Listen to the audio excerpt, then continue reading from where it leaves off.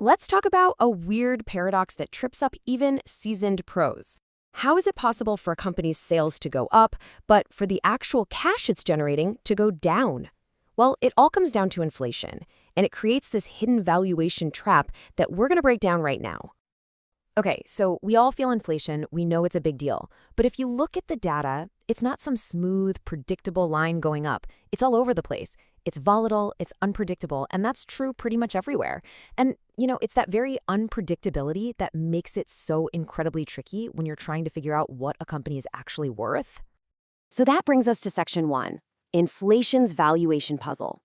Because all that volatility we just saw, it raises a really important question for anyone looking at a business, whether you're an investor or you're running the company yourself. I mean, it seems pretty simple, right? Prices go up, so revenues go up, and the companies should be worth more. That's the logic. But that exact assumption is what leads so many people straight into a valuation trap.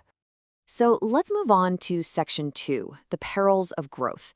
To really see how this trap snaps shut, we're going to build a super simple hypothetical company just to see where things can go so wrong. So just imagine a perfectly boring, stable company. No growth, it makes $1,000 in sales, has $1,000 in capital, and every single year, like clockwork, it spits out $100 in free cash flow. Super simple, totally predictable. Figuring out its value is really straightforward. You run a standard discounted cash flow analysis, which is just a fancy way of saying, what's all that future cash worth in today's money? And with an 8% discount rate, you get a value of $1,250. Easy enough. Okay, but here's where it gets really interesting. What happens when we add something that sounds like a good thing? Growth.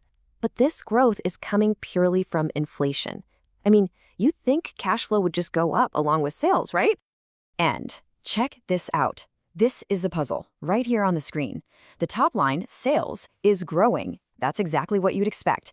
But then you look at the bottom line, free cash flow, it actually drops. It goes from 100 down to 96, then down to 93. So the company is getting bigger on paper, but it's actually becoming less efficient at generating cash. How is that possible? Seriously, how can growing sales lead to less cash? This completely counterintuitive result, that is the hidden trap of inflation. And to get out of it, you need to understand one single core principle that governs any good valuation. And that brings us to section 3, the consistency principle. See, the key to unlocking this whole puzzle isn't some crazy complex formula. It's just a simple idea about being consistent. And here's the principle. It's this. You have to be consistent. You can either use what are called nominal numbers, that's where you include inflation in everything, or you can use real numbers, where you strip inflation out of everything. The trap gets sprung the moment you start mixing and matching the two. All right, section 4, 2 paths, 1 value. Let's actually put this principle into practice and see how it works by walking down those 2 valid paths to get to a company's value. So the first way is the nominal approach. This is probably what you see most often. You just let inflation run its course through all of your numbers. The other path is the real approach. This is where you basically hit pause on inflation and do all your math in today's dollars. And here's the thing. Both ways are totally correct, as long as you are 100% consistent. Now, watch what happens when we redo our forecast using both of these consistent methods side by side. On the left, we've got the nominal model with inflation baked in. On the right, the real model without it. And you can see the cash flow numbers in all the middle years look completely different. But, and this is the magic of it all, even though the journey looks totally different, when you get to the final destination, the final valuation, they both land on the exact same number, $1,795. It's not magic, it's just what happens when you're mathematically consistent. So, section 5 is all about how these models actually work. What are the nuts and bolts here? Let's break down the key adjustments you have to make to get this right. To make sure a real model actually works, there are 3 critical adjustments you absolutely cannot ignore. You've got to get your working capital right, your discount rate right, and your final continuing value right.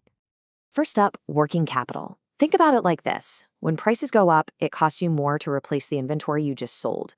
You need to tie up more cash just to run the same business. This formula here is how you calculate that extra cash that gets locked up. It's basically an inflation tax that can't be paid out to investors. Second, the discount rate, that's the rate you use to figure out what future money is worth today. Using a nominal rate on real cash flows is like trying to bake a cake by mixing up Fahrenheit and Celsius. You're going to get a wildly wrong answer. This formula is the proper way to convert between them, so you stay consistent. And finally, the continuing value. This is your best guess of what the company is going to be worth forever into the future. And you guessed it, the same rule applies. If you're using a real discount rate, your long-term growth rate has to be real too. It's that one final consistency check. Okay, let's wrap this up in section 6.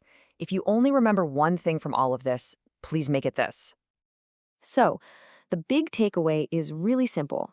Consistency is king. The real danger of inflation isn't just that things cost more. It's this valuation growth trap, where a company looks like it's growing on paper, but in reality, it's burning through cash just to keep up. If you apply the consistency principle, though, you'll see the business for what it's really worth. And that leaves us with one final thought. Now that you know this principle of consistency, just look around at the economy today. Think about it. What kinds of businesses, maybe ones with a lot of inventory, that are growing fast, that need a lot of capital, which ones do you think are most in danger of falling into this hidden valuation trap?